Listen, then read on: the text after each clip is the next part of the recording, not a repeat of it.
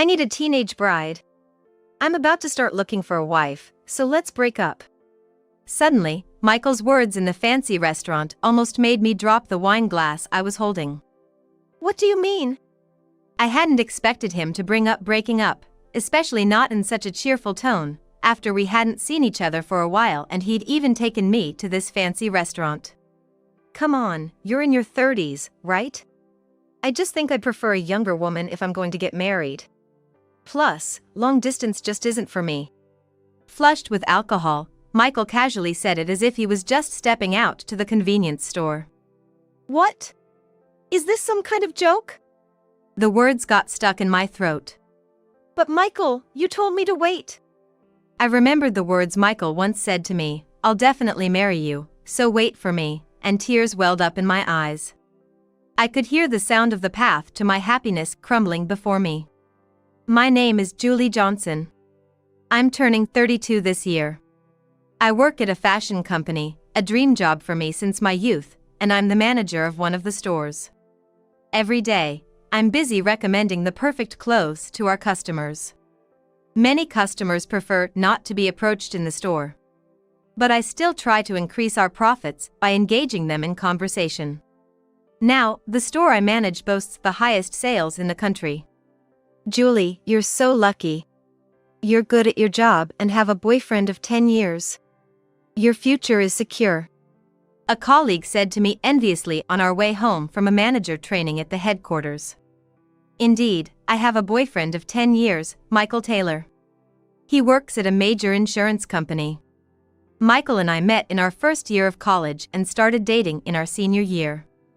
I always thought it was a one-sided crush until he unexpectedly confessed to me. I remember being so happy that I cried. Since then, we've spent 10 years together as a couple. But 3 years ago, in the spring, Michael was transferred to Chicago by his company. I was sad, but it was a promotion, so I happily saw him off to Chicago. Opposite to my feelings, Michael seemed excited about his promotion and left for Chicago with high spirits. Looking back, I should have expressed my feelings more honestly then and done everything to keep him here. But it's too late for regrets. After Michael's transfer, as expected, I felt very lonely. At the age of 29, many of my friends from college and work were getting married. Some were even starting to have children and were busy with parenting. I felt left behind and a bit anxious. I wanted to contact Michael every night but managed to hold back, calling him about once every 3 days. Maybe sensing my feelings, Michael came back to New York for my 30th birthday and threw a grand celebration. He took me to the fanciest hotel in town and gave me a necklace from my favorite jewelry brand. I was so happy. Julie, I'm sorry to keep you waiting. But I'm sure I want to marry you. Right now, my career is really taking off, and I'm enjoying it. So, I might have to make you wait a bit longer, but I promise we'll spend our lives together. Michael said, smiling brightly like a comic book hero, showing off his charming dimples. Thank you. Yeah, I'll wait. I can't imagine being with anyone but you. So, I'll keep waiting. Good luck with your work. I always wanted to be a cute, demure girlfriend in front of Michael. So, I suppressed my desire to get married soon and respected his wishes. Michael seemed satisfied with my response and drank several beers. Our faces flushed, we looked into each other's eyes, reaffirming our feelings for each other.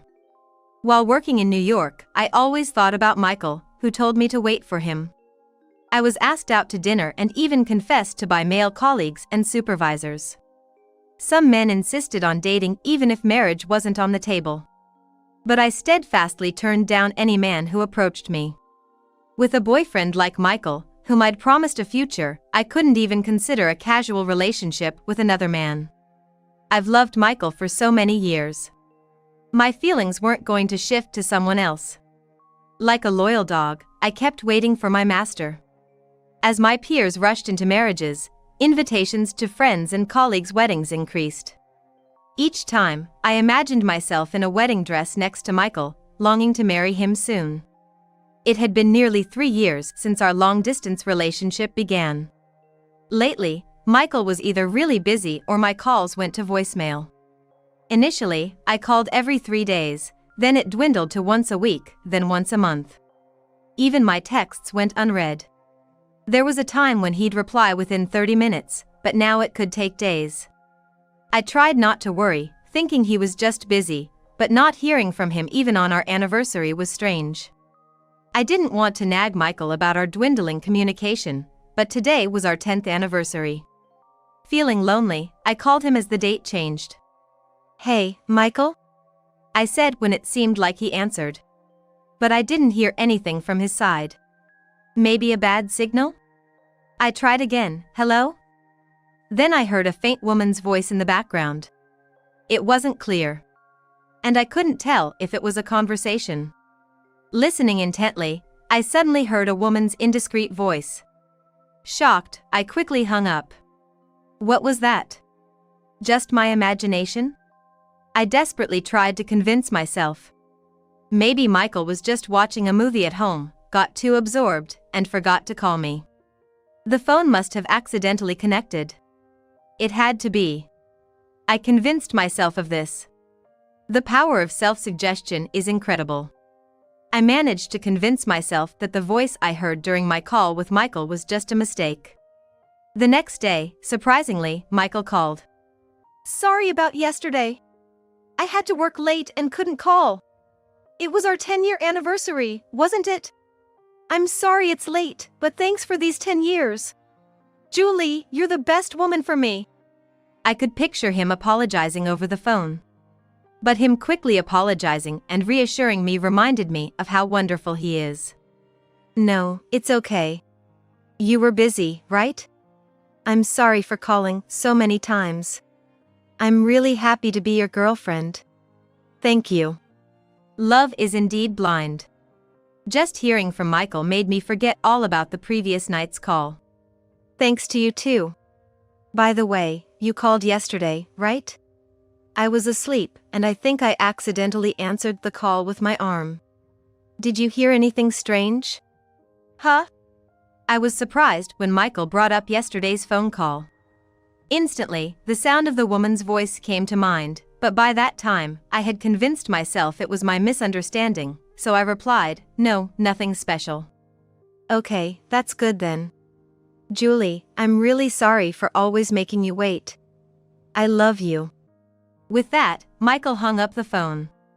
Michael's really working hard. The loneliness of our long-distance relationship wasn't just hard on me. Michael must also want to talk and see me more. But right now, his career is at a crucial phase. I don't want to be a burden on him. I waited, dreaming like a young girl, for Michael's work to go well so he could come to me for marriage in the best way possible. The week of your birthday, I've got some time off. I'll be coming back to New York, so let's go out for dinner. Michael said, making me overjoyed a week before my 32nd birthday. Really? I'm so happy. I'm looking forward to it. Busy Michael was making time to see me. With the recent lack of communication, my excitement was at its peak. Plus, Michael had recently been promoted to sales manager. With his promotion, maybe he was going to propose. I couldn't contain the excitement in my heart. On the upcoming Wednesday, which luckily was my day off, I dressed up and waited for Michael. When I greeted him at the station, arriving by train, seeing my long-distance lover after so long made me smile uncontrollably. We spent the day like we used to when we weren't long-distance, watching a movie and visiting a newly opened mall. Michael seemed different from before, responding to my excited chatter with a flat, "Oh, that's fun." Are you feeling okay? You seem off. No, just not used to being back, that's all. Strange, I laughed. And Michael finally cracked a smile. We continued our date normally and decided to have dinner as it got dark. Actually, I've made a reservation at a hotel nearby. Really? Yeah, let's go there. Okay. Michael took me to a renowned, high-end hotel restaurant everyone knows. I entered, a bit nervous. Because I was in casual clothes.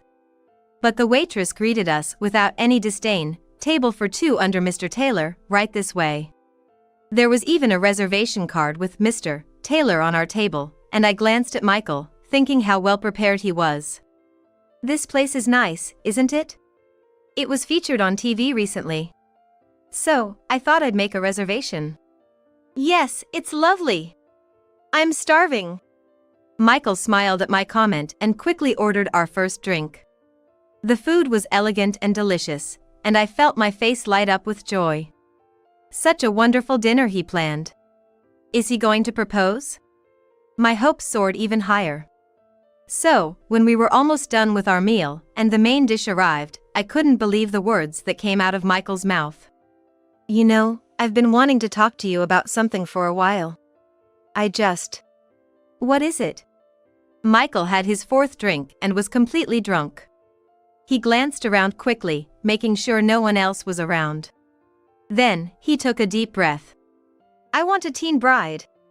I'm gonna start looking for one, so let's break up. I nearly dropped my wine glass in shock at Michael's sudden declaration. What do you mean? I had never expected him to bring up a breakup so cheerfully, especially after he had taken me to a fancy restaurant for our long-awaited reunion. I had even thought he might propose. For me, who had been expecting such a proposal, this was a bolt from the blue. 'Cause, you know, you're in your 30s, right? I just think I'd prefer a younger girl if I'm getting married. Plus, long distance is just not for me. Michael, his face flushed with alcohol, spoke as if he was saying something as casual as "I'm just popping out to the store." Is this some kind of prank? The words stuck in my throat. But Michael, you told me to wait. I remembered Michael's words from the past, "Wait for me, I'll definitely marry you," and my eyes filled with tears. I remembered the days I spent waiting for Michael, the man I loved. It was never easy. I had wanted to end our long-distance relationship immediately. But I had waited because I wanted to marry Michael. This has to be a joke, right? I heard the sound of the path to my happiness crumbling. Sorry, but I've made up my mind. I've been keeping Natalie waiting for too long. So today, finally telling you how I really feel has cleared my mind. Indifferent to my sadness, Michael spoke with a sense of relief, now that he had accomplished his goal. Natalie must be Michael's affair partner. That's right. The voice I heard from Michael's phone call the other day must have been Natalie's. Thinking about it made me incredibly frustrated. Michael, you told me to wait, and now you're just going to leave me that easily? I felt embarrassed that I had clung to such a man, but at that moment, the reality was too shocking, and I couldn't help but think if there was any way to make Michael stay. People change their minds. You know, getting married in your 30s, you can't have many kids, right? That's why Natalie, being only 19, is so exciting for the future. Plus, teenage skin is beautiful, the reactions so genuine and cute. I have to go back now to prepare for my marriage with Natalie, so I'll settle the bill. Thanks for everything, Julie. Bye. Before I could even accept it, Michael hurriedly left the hotel as if escaping. I was so overwhelmed by the sudden turn of events that I just sat there, dazed, for a while. Are you okay, ma'am? The waitress came over and snapped me back to reality. Yes, I'm fine. Sorry if I caused any disturbance. Not at all. I wondered why I was the one apologizing as I left the restaurant with shaky steps. The shock was too much, and I couldn't think straight. That day, perhaps also because of the alcohol, I stumbled onto the train and made my way home. Once I entered my room, I finally broke down and cried uncontrollably. It was unforgivable. But Michael had already gone back to Chicago, and there was no more involvement with him. Spending any more time thinking about Michael, who had betrayed me, seemed pointless.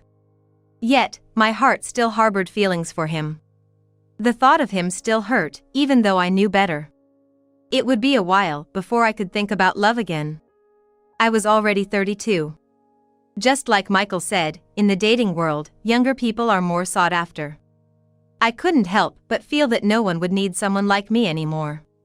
For now, I decided to just go to bed. I could think about tomorrow when it came. That was the only way I could keep my sanity. In the following days, I focused solely on my work. My best coworker, concerned about me, invited me to karaoke. Singing at the top of my lungs seemed to ease my feelings a bit, and I couldn't be more grateful to them. Working at the store, I sometimes felt down seeing couples or married customers. But I knew I couldn't keep looking down, or happiness would slip away. I tried my best to stay positive. At first, it was just a facade, but gradually, my spirits genuinely lifted, and I found joy in my work again. During this time, I noticed a male customer who frequently visited my store. You come here often. I'm glad you like our clothes. I said to him. He blushed slightly and replied cheerfully, "Yes, I find myself drawn here." I was pleased that he liked the clothes I adored, but then he shyly looked down and said, "Actually, it's the salesperson I'm interested in." I couldn't help but ask, "Really?" thinking I might have misheard. But he looked up confidently and asked, "Can I come to see you again?" My heart raced at his words. "Yes, please do visit again." I'd be lying if I said I wasn't happy. Actually, I was thrilled. But considering our customer-salesperson relationship, I restrained my emotions and responded calmly. After receiving my answer, he smiled happily and said, "Then I'll come again," before leaving. I found myself excitedly wondering when this man, whose name I didn't even know, would visit next. 3 years had passed since then.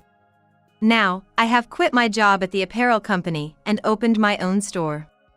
The store occupied the first floor, with my home on the second and third floors. Thanks to introducing the store creation process on video sharing sites before opening, many customers visited my shop. Most of them were young, so I promoted on social media targeting young people, making my store popular enough to become a topic of conversation. I even got media coverage from a TV station. It was hard to believe this was all happening to me, but every time my store was mentioned on TV or social media, I savored the fact that it was gaining popularity. I was living fulfilling days, but one Sunday night, a call came to my store. I was busy tallying the week's sales and thought not to answer the phone since it was past closing time. However, the phone rang again after a brief pause. This happened about 5 times. Finally, after finishing the calculations, I picked up the receiver. "Hello, this is Julie's," I said, using the store name I derived from my own. There was a moment of silence on the other end.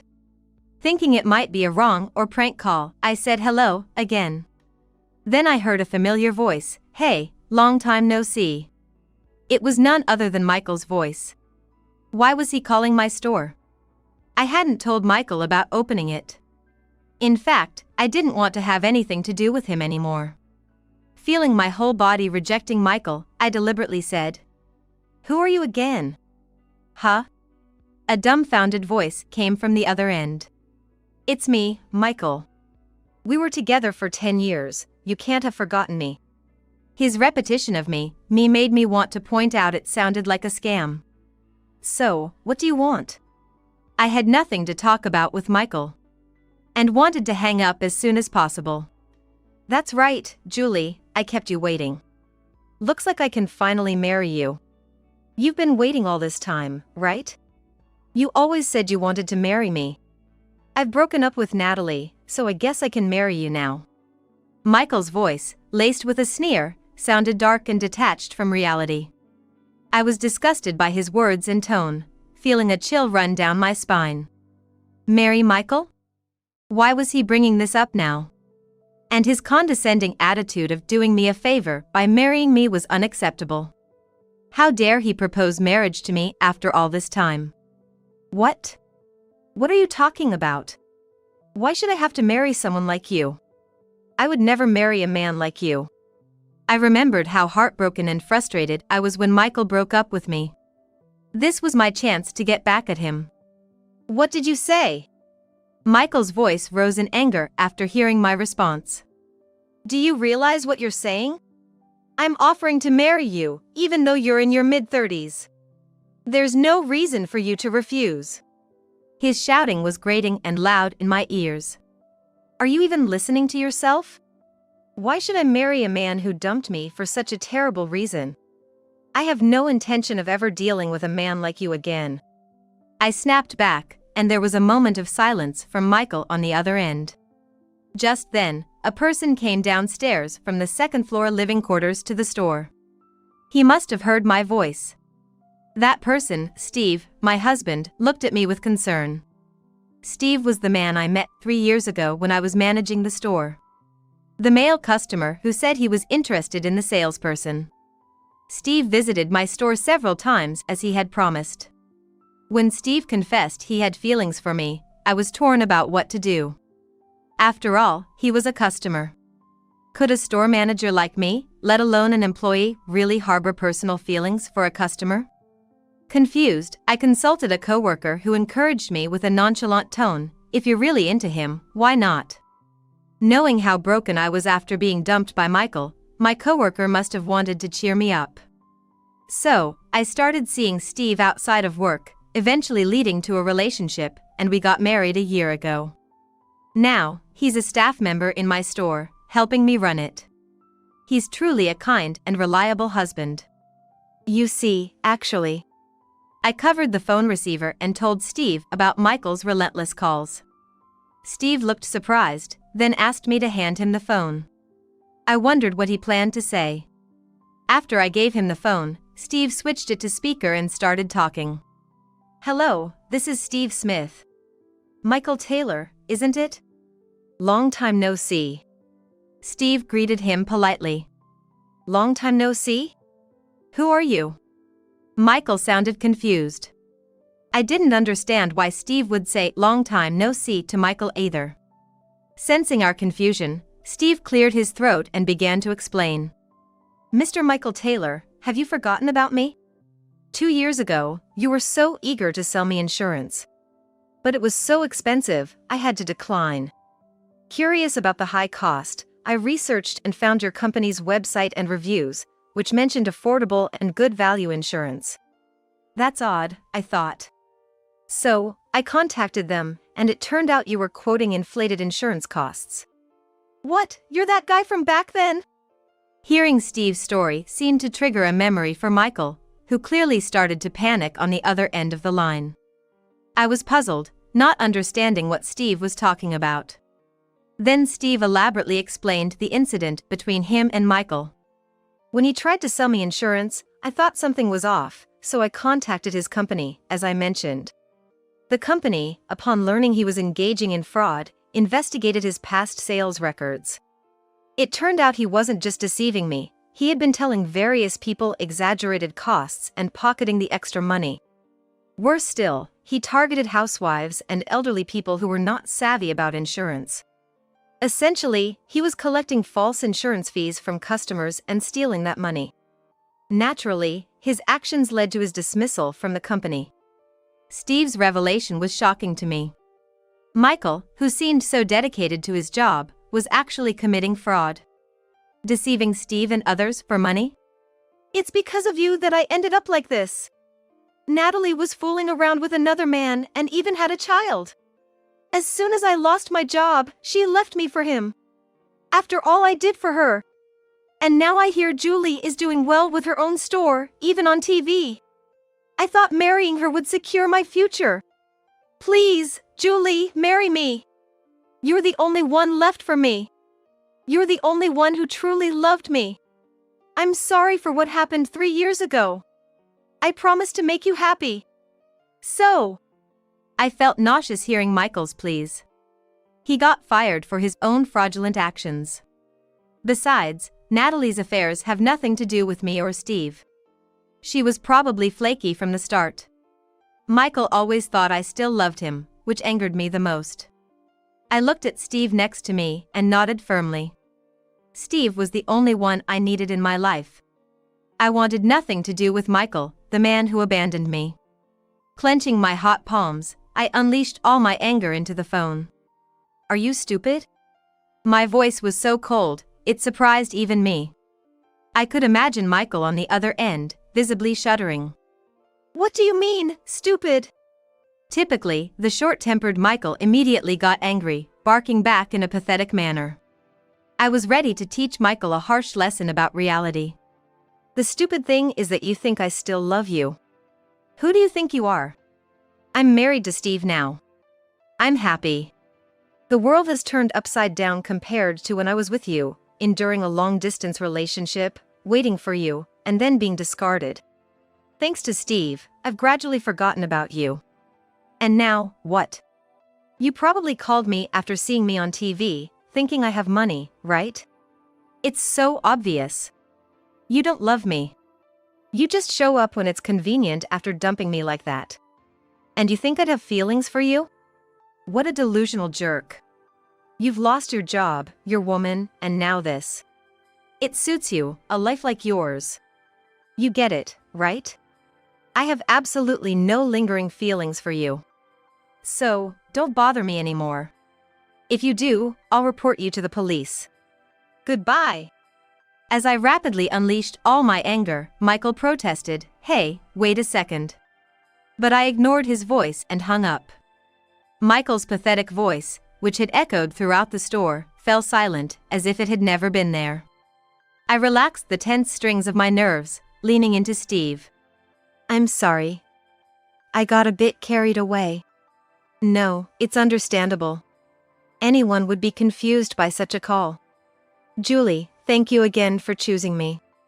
I will make you happy, I promise. Steve's kind words seeped into my weary heart like a vitamin boost. Ah, I'm so glad I married this man. Ironically, it's because of my relationship with Michael that I can feel this way. I, too, want to make Steve happy for the rest of his life. Several days passed since then, and Michael stopped calling the store. But instead, I noticed a suspicious figure lurking around the shop several times. Dressed in black with sunglasses and a mask, a classic suspicious look, I didn't hesitate to call the police. It turned out to be Michael, trying to forcibly take me back. Hey, wait! I know that woman. I just want to talk to her. Yeah, right. We'll listen to your story at the station. Damn it! Michael, caught red-handed, was dragged away by the police, his excuses falling on deaf ears. I later learned about Michael's fate from a college friend who was still in touch with him. After being thoroughly interrogated by the police, Michael was fined several $1,000s. Unable to pay because he was jobless, he had to borrow money. On top of that, he had debts from the money he spent on his ex-wife, Natalie. With no one willing to hire him, even for part-time work, due to his fraud at his previous company. He had to resort to menial jobs, earning just enough for pocket money, but nowhere near enough to pay off his debts. The interest kept accumulating, and he soon couldn't even afford his rent, forcing him to look for live-in work. However, failing repeatedly in interviews, Michael ended up living in a park. His parents, who once hoped he would marry me, had given up on him after he left me for a younger woman. It seems that Michael's parents had always hoped he would marry me, but they gave up on him after he left me for a younger woman. It's all a result of his own actions. Imagining Michael enduring the wind, rain, heat, and cold while living in a park is pitiful, but it seems fitting for what he brought upon himself. On the other hand, I recently discovered I'm pregnant with our first child. Despite my age, Steve and I were overjoyed, jumping around with excitement. I won't be able to work at the store for a while, but Steve reassured me, leave it to me.